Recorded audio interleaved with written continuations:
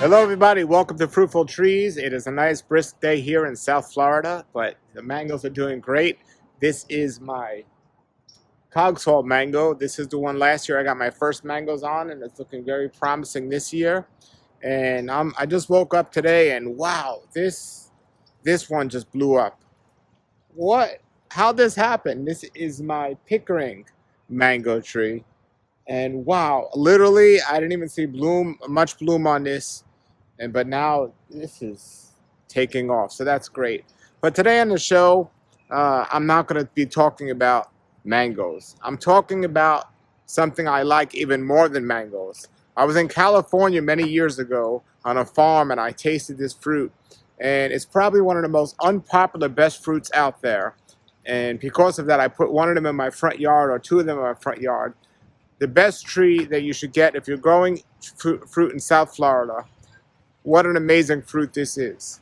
And I put this one particular tree in my front yard that's really grown really excellent. And taste-wise, it's in my top 3 fruits. And I've made a video of my top 3 fruits that I grow.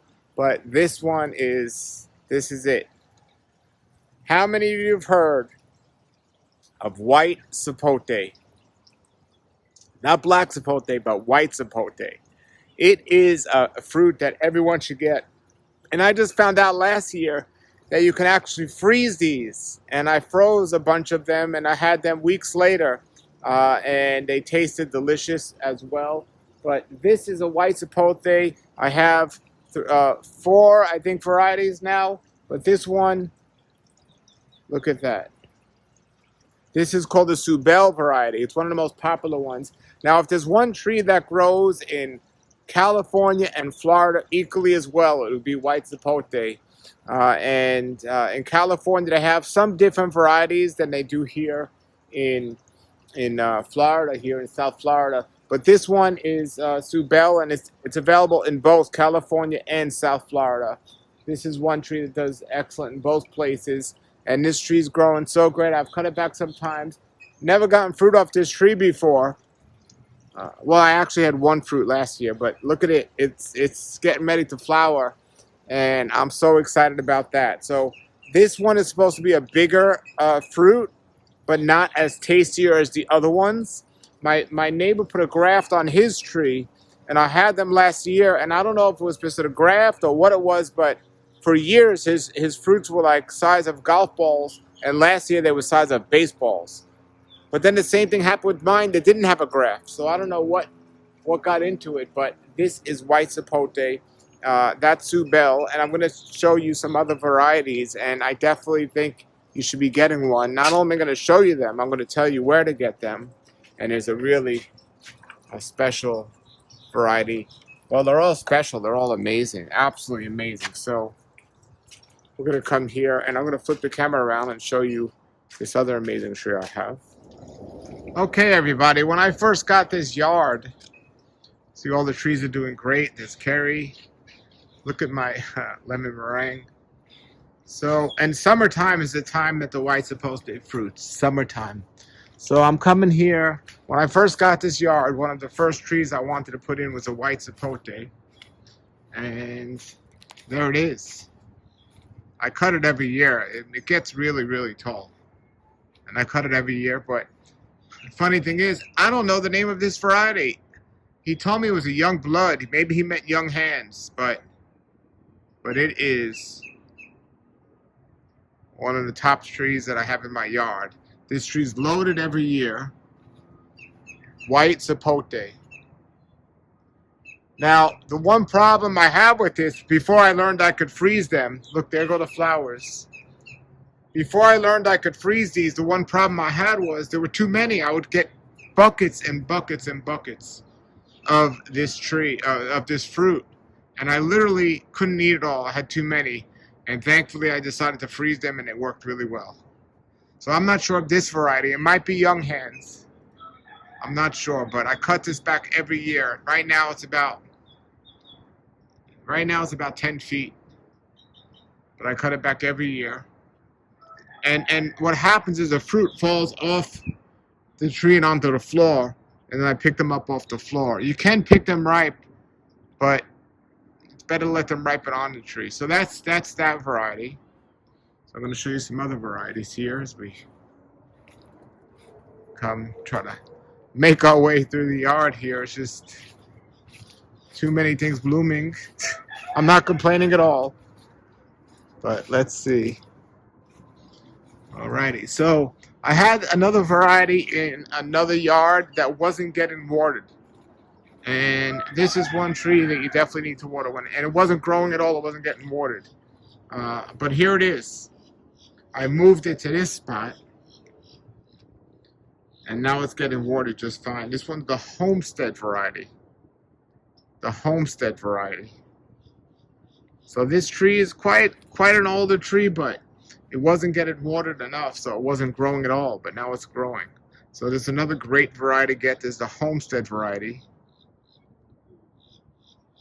Homestead White Sapote. Alrighty, there's, by the way, another Pickering in the pot. Much smaller one, but Pickering's a good small one to get. Alright. And then, now I have another one called the Redlands, which I'll show you in a moment. But this one is the newest variety that's out, but it's really not new. This one is called the Campbell. And you can only get this from Laura Farms. Move out of the way, kitty. You can only get this at Laura Farms, this Campbell. And I got it as a 1 gallon, and now maybe it's in up to a 3 gallon. And the Campbell comes from Trek, which is the Research Institute for Tropical Trees. And Julian at Laura Farms goes there all the time to see the different fruits on the trees that people haven't looked at in years. And he picks some of this fruit, and he says it's the best he's ever tasted. So that's a Campbell White Sapote. I'll put the link below the video. They're sold out right now, but they will have more soon, so keep on that. I'll put the link below. It's the only place you can get the Campbell White Sapote. Alrighty. And now we're going to go look at the Redlands one that I have in the ground. And this is another one that wasn't getting much water until I decided to get the hose out and water it some more. And it started growing, but it's another one that I put in my front yard. And then I'm going to show you my neighbor's, which is great. And he grafted the Subel onto that. That was just wonderful. So there it is. Now I have one that's a Homestead and one that's a Redlands. I think this one's the Redlands.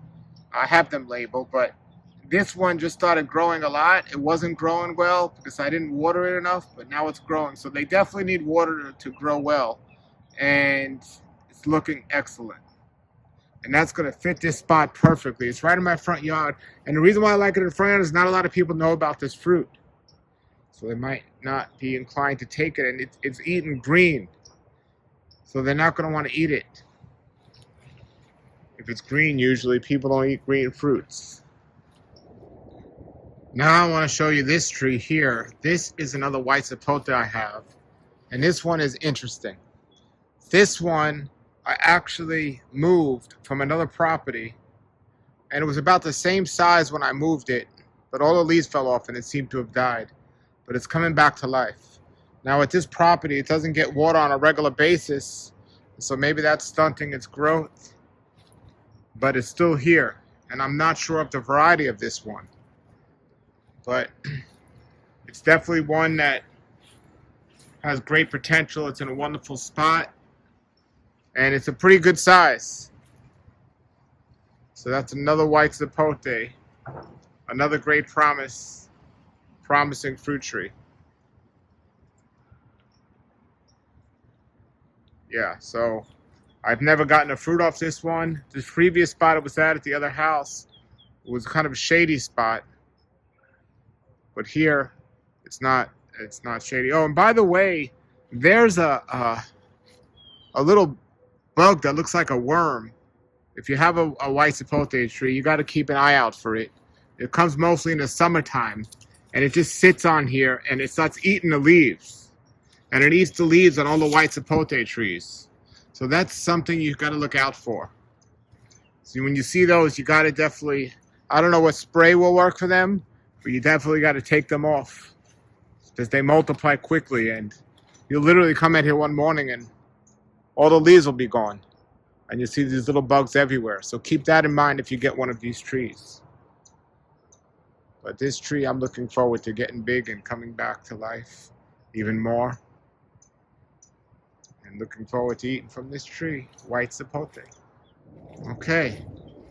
And now we're going to look at one more tree that's absolutely one of the biggest sapote trees around.